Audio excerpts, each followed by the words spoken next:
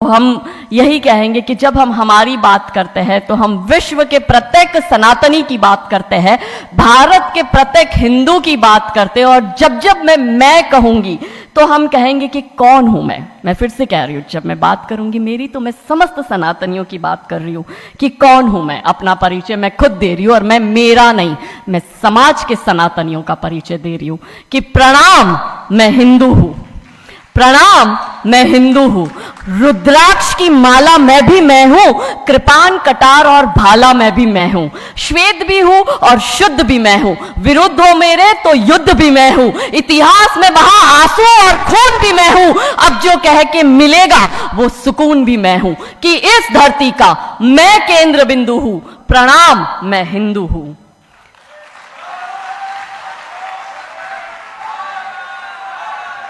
महादेव। चिता की अग्नि गंगा का पानी, चिता की अग्नि गंगा का पानी, सप्त ऋषियों सा ब्रह्म ज्ञानी भी मैं हूं। सियावर राम का हनुमान भी मैं हूं। भोला हूं, भोला हूं, सरल हूं, तुम्हारा मित्र भी मैं हूं। खोल भी दूं तुमको और घुल भी जाऊं तुम में, कुछ ऐसा चरित्र भी मैं हूं कि इस धरती का मैं केंद्र बिंदु हूं। प्रणाम, मैं हिंदू हूं। प्रणाम का भाव भी मैं हूं, प्रणाम का भाव भी मैं हूं। आक्रमण का घाव भी मैं हूं। सहनशील, स्थिर और शांत भी मैं हूं। देवभूमि भारत का हर प्रांत भी मैं हूं। शक्ति भक्ति ना थकती क्रांति भी मैं हूं। तूफान हूं और तूफान से पहले की शांति भी मैं हूं कि इस धरती का मैं केंद्र बिंदु हूं। प्रणाम, मैं हिंदू हूं। और क्योंकि आज हमारा विषय जो हमें दिया गया है वो सभ्यता संस्कृति को नष्ट कर देने वाले सेंसर बोर्ड के विषय में, और जब जब हम सेंसर बोर्ड की बात करते हैं तो दिमाग में पहला भाव आता है बॉलीवुड का, ओटीटी प्लेटफॉर्म्स का। इस देश को जितना बर्बाद इस्लामिक आक्रमणकारियों ने नहीं किया, इस देश को जितना बर्बाद ईसाई आक्रमणकारियों ने नहीं किया, उससे ज्यादा बर्बाद यदि इस देश को कोई कर रहा है तो वो इस देश की बॉलीवुड की फिल्में कर रही है। लड़ाई पूरी नैरेटिव की है, ये पूरी लड़ाई आइडियोलॉजी की है। कैसे हमारे दिमाग को खराब करते हैं। हमें बचपन से ये बताया गया कि मुगल ने देश पर आक्रमण किया, नहीं, देश पर आक्रमण मुसलमानों ने किया था।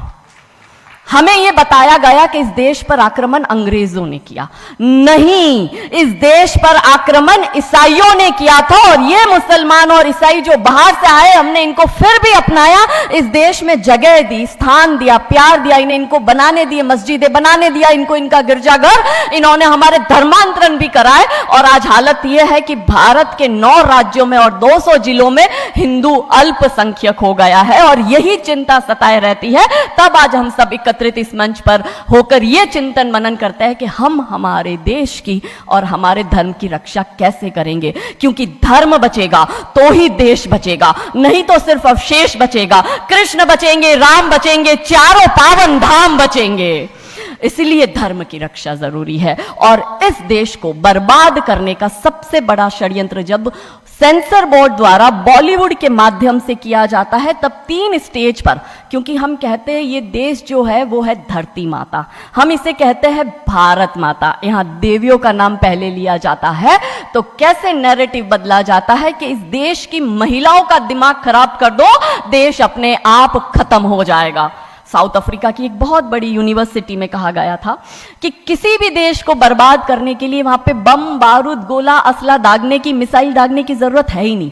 आप उस देश की सामाजिक व्यवस्था, सांस्कृतिक व्यवस्था, शैक्षणिक व्यवस्था और पारिवारिक व्यवस्था को खत्म कर दो, वो देश अपने आप खत्म हो जाएगा।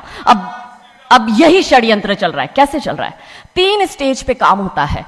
25 वर्ष तक की बच्चियों को बिगाड़ने का काम बॉलीवुड अपने टीवी सीरियल के माध्यम से करता है। 25 से 35 वर्ष की शादीशुदा महिलाओं का जीवन और उनके परिवार को बर्बाद करने का काम एकता कपूर जैसी महिलाएं अपने टीवी सीरियल के माध्यम से करती है। और जो नौकरी करती हुई बहन बेटियां महिलाएं हैं, जो कि वर्किंग विमेन हैं, उनका दिमाग खराब करने का काम ये ओटीटी प्लेटफॉर्म्स अपने वेब सीरीज के माध्यम से करता है। कैसे करता है मैं संक्षिप्त में एक एक उदाहरण देकर आपके समक्ष रखूंगी। और बहुत जरूरी है कि जब हम तो एक साधारण व्यक्ति है, हम संसारिक जीवन में रहते हैं, लेकिन यहां पर जो उपस्थित हमारे संतगण है, महंतगण है, इनके बहुत बड़ा फॉलोअर्स ग्रुप रहता है, बहुत से लोग आते हैं, बहुत सी महिलाएं आती है। ये बात वहां तक पहुंचे क्योंकि वो यहां पर उपस्थित नहीं है, पर हमें पता है कि वीडियो के माध्यम से हमारे संत श्री, हमारे महंत श्री हमारी ये वाणी जो है उन तक पहुंचाएंगे कि कैसे करते हैं। ये एक फिल्म बनाते हैं 25 वर्ष की तक की बच्चियों को कैसे बिगाड़ना है। हिंदुओं के परिवारों को बिगाड़ने के, तोड़ने के षड्यंत्र चल रहा है। और सिर्फ एक हिंदू को नहीं खराब करना है, उसके पूरे के पूरे कुटुंब को बर्बाद कर देना है। तो एक भारत की महिला 2 परिवार को जोड़ती है, मायका पक्ष और ससुराल पक्ष। और हम कहते हैं कि भारत की परिवार व्यवस्था जो है वो मानवता की सबसे बड़ी देन है। तो इसी व्यवस्था को खत्म कर दो। कैसे कर दो? तो ये एक फिल्म बनाते हैं अतरंगी रे। हमारी क्योंकि दीदी भी यहाँ उपस्थित है जो कि सेंसर बोर्ड में सदस्य है, तो हम इतना उनसे विनती करेंगे कि हमारी ये बात भी उन तक पहुंचाए। सिस्टमैटिकली ये फिल्मों में लड़की दिखाएंगे हिंदू की, लड़का दिखाएंगे मियाँ भाई का, और उसमें भी दिखाएंगे कि वो लड़का चाहे अनपढ़ हो, चाहे गवार हो, चाहे आतंकवादी हो, चाहे पंचर छाप हो, और वो हिंदू की लड़की चाहे कितनी पढ़ी लिखी हो, लेकिन उसका परिवार जो है वो रूढ़िवादी है, वो रिग्रेसिव है, और उसके सामने यदि वो घोड़ा भी चला रहा है, खच्चर टट्टू भी चला रहा है, तो वो बड़ा प्रोग्रेसिव है, वो बड़ा संस्कारी है। कैसे करते हैं? ये एक फिल्म बनाते हैं अतरंगी रे। अतरंगी रे फिल्म में जो कि आज की युवा बच्चियों का लेटेस्ट क्रश है, सारा अली खान हीरोइन लेते हैं। हमारी युवा बच्ची इसको फॉलो करती है। उसमें यह दिखाते हैं कि सारा अली खान जो एक मुस्लिम लड़के के प्यार में पड़ जाती है और अपने परिवार से विरोध कर कर, उनसे लड़ झगड़ कर ट्रेन में बैठकर वो भाग जाती है। उसी ट्रेन में एक संवाद होता है उस पिक्चर के हीरो का और उसी हीरोइन का। दोनों अपनी अपनी लव स्टोरी शेयर करते हैं। तो हीरोइन पूछती है हीरो को कि तुम्हारी लव स्टोरी बताओ। तो वो कहता है कि कल मेरी शादी होने वाली है और लव स्टोरी तो मेरी लव स्टोरी है कि मैंने बचपन से जिस लड़की से प्यार किया, जिसके साथ पढ़ाई की, जिसके साथ मैं बढ़ा हुआ, उसी लड़की से मेरी बचपन की मित्र जो मेरे समाज की है, जो मेरे गांव की है, उसके साथ ही मेरी शादी होने वाली है। तो वो हीरोइन कहती है अरे ये और कोई लव स्टोरी है, ये लव स्टोरी नहीं हो सकती। तो हीरो पूछता है तो फिर क्या हो सकती है लव स्टोरी? तो वो कहती है कि मैंने एक मुस्लिम लड़के से प्यार किया है, मैं ठाकुरों की लड़की हूं, पूरा समाज, पूरा घर, पूरा परिवार मेरे खिलाफ है और मैं उन सबको ठोकर मारकर, उनकी भावनाओं को ठोकर मारकर अभी ट्रेन में बैठकर भाग रही हूं उस लड़के से शादी करने के लिए। और वो हीरोइन वहां पे डायलॉग देती है कि लव स्टोरी तो मेरी लव स्टोरी है कि मैं ठाकुर की लड़की और वो कतई मियां भाई, और ये है असली लव स्टोरी। तब हमारी 13, 14, 15 साल की युवा बच्ची, जिसके शरीर में हार्मोन्स चेंज होते हैं, आकर्षण होता है विपरीत व्यक्ति के लिए, तब वो आकर्षण में ये सोचती है कि हिंदू होके हिंदू बॉयफ्रेंड नहीं रखना, हिंदू होके हिंदू से प्यार नहीं करना। आप इतिहास में छपेगी, आपकी लव स्टोरी तभी बनेगी जब आप किसी मियाँ भाई से प्यार करेगी और उससे शादी करेगी। तो कैसे सिस्टमैटिकली ये स्लो पॉइजन बॉलीवुड की फिल्मों के माध्यम से फ्रेजाइल माइंड में डाला जा रहा है। और आज देखो कि क्यों समाज में लव जिहाद के इतने केस बन रहे हैं, और उसका सबसे बड़ा और मुख्य कारण बॉलीवुड है, क्योंकि इन बॉलीवुड वालों ने हमारी बेटियों को हादी रानी और रानी चिन्नमा रानी अब्बा का नहीं दिखाया। इन बॉलीवुड वालों ने हमारी बेटियों को करीना खान दिखाया है ताकि वो अपनी कोख से तैमूर और जहांगीर पैदा करे।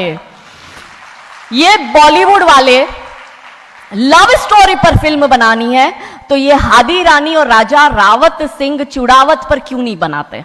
मैं आपको उनकी कथा शॉर्ट में करती हूं कि राजा रावत का शादी जो होता है वो हादी रानी से होता है, मेवाड़ के राजा है, और औरंगजेब की सेना आक्रमण करने आती है। और जब औरंगजेब की सेना आती है तो राजा रावत सिंह का 2 दिन पहले ही विवाह हुआ होता है हादी रानी से। तो राजा जी की इच्छा नहीं होती कि मैं युद्ध लड़ने जाऊं, तो हादी रानी बड़े क्रोधित होते हैं। वो कहते तुम मेरी चिंता छोड़ो, तुम अभी इस मातृभूमि की रक्षा के लिए, इस धर्म की रक्षा के लिए आप युद्ध भूमि में जाओ और आप मेरी चिंता मत करना। यदि आप बलिदान भी हो जाओगे तो मैं प्राउडली अपने आप को आपकी विधवा कहूंगी। तब राजा रावत युद्ध लड़ने जाते हैं।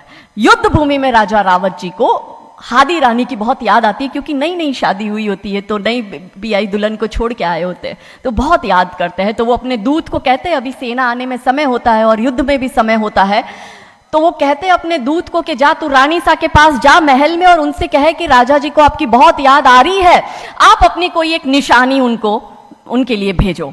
दूत भी बड़ा टेंशन में आ गया कि ये युद्ध भूमि में बैठे और इनको हादी रानी की याद आ रही है, ये युद्ध लड़ेंगे कैसे और जीतेंगे कैसे। पर वो दूत डरते डरते पहुंचा रानी सा के पास और रानी सा को कहता है कि राजा रावत जी ने आपकी एक निशानी मंगाई है, उनको आपकी बहुत याद आ रही है।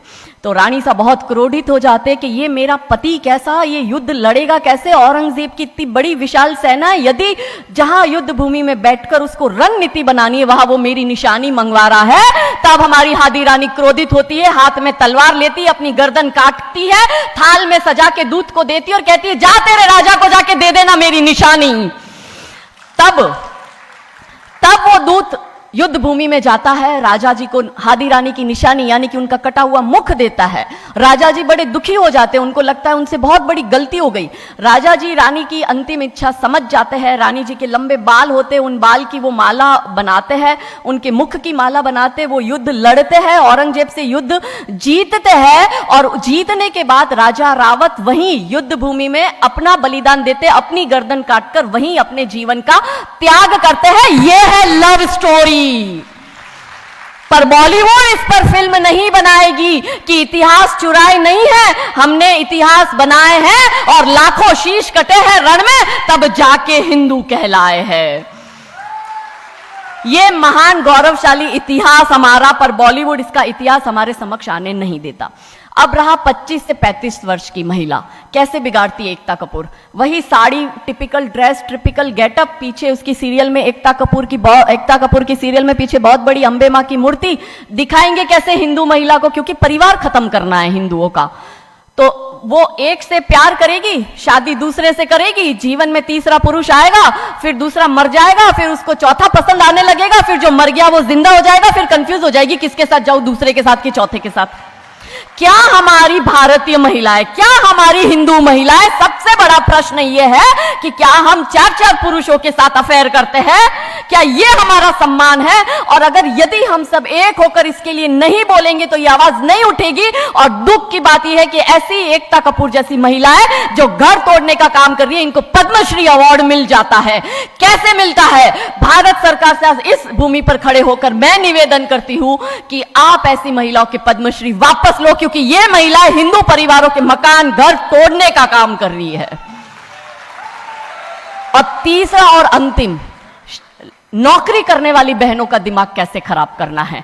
तो ओटीटी प्लेटफॉर्म के माध्यम से ये दिखाएंगे कि यदि आप नौकरी कर रही है तो आपके सास ससुर आपके पैर की जूती, आपका पति आपके पैर की जूती। बच्चा पैदा करने के लिए आपको किसी से शादी करने की जरूरत नहीं है, आपको ससुराल व्यवस्था में रहने की जरूरत नहीं है, और आप है फेमिनिस्ट। और स्त्रीवाद का झंडा दिखाकर हमारी बहन बेटियों को एक हाथ में शराब का ग्लास, दूसरे हाथ से सिगरेट फूको, अंग्रेजी में गालियां बको और आप अपने आप को फेमिनिस्ट कहो। क्या यह फेमिनिज्म है भारत की धरती का? ये कभी नहीं हो सकता। रानी चिन्नमा, रानी अब्ब का फेमिनिज्म का उदाहरण है, और दूर जाने की जरूरत नहीं है। हमारी परम पूजनीय दीदी मां साध्वी रितंबरा दीदी मां फेमिनिज्म का सबसे बड़ा उदाहरण हमारे समक्ष है। रानी नायका देवी, रानी लक्ष्मीबाई हमारे लिए फेमिनिज्म का सबसे बड़ा उदाहरण है। तो यहां उपस्थित सभी महानुभावों से हम यही विनती करते हैं कि फिल्म के माध्यम से ड्रग्स, अश्लीलता और गाली गलौच ये दिखाने के सिवाय कुछ नहीं होता।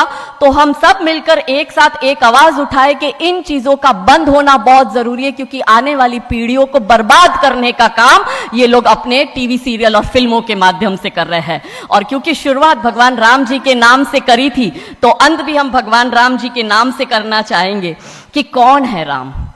राम जो है चेतना है, बिंदु है, बिंदु जिससे प्रस्फुटित है तेज, तेज जो कि इस समस्त सृष्टि की रचना की कल्पना का हेतु है। अनाम है, अनाम जो है पंक्ति में प्रथम, प्रथम है धर्म धैर्य का, है शौर्य का, अनंत अंत क्रोध का, प्रचंड युद्ध का, निलय प्रलय विराम है, विराम है अहम का, है शोध इस अनंत का, अनंत मुक्त क्रोध का, अनंत भक्ति बोध का, अनंत शक्ति स्रोत का, अनंत मोक्ष धाम है। वो एक नाम राम है, वो एक नाम, वो एक नाम। नमः पार्वती पते हर हर महादेव। बहुत बहुत धन्यवाद, बहुत बहुत आभार, थैंक यू।